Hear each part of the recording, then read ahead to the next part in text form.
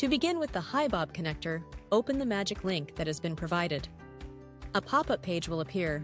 Please click on Allow to continue. This will prompt the request for a Hibob token and user ID. To create these, navigate to the Hibob website and proceed to the settings. Then, click on the Integrations tab, followed by the Service Users and Manage. Add a new service user by selecting New Service Users.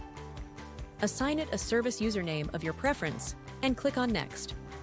Remember to copy this service token and save it on your local machine. Now, let's create a new permission group. Click on the Settings, then the Accounts tab, and proceed to the Permissions group. Add a new permission group and name it as per your preference.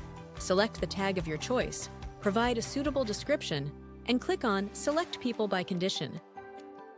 Next, click on Select People. A pop-up will appear. Select Add Specific Employees. Click on the small icon next to Service Users to view the service users created. Check the service user you just created, in our case, Connector Test, and click on Apply. To proceed, click on Apply, and then Create. Confirm to proceed. For the permissions, grant the API access permission and navigate to the People setting.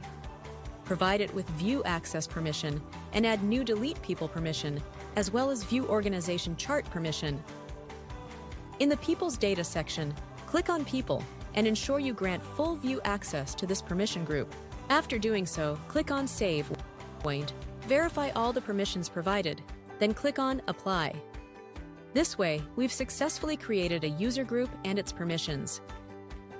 To finish, go back to the Settings, Integrations, Service Users, and Manage.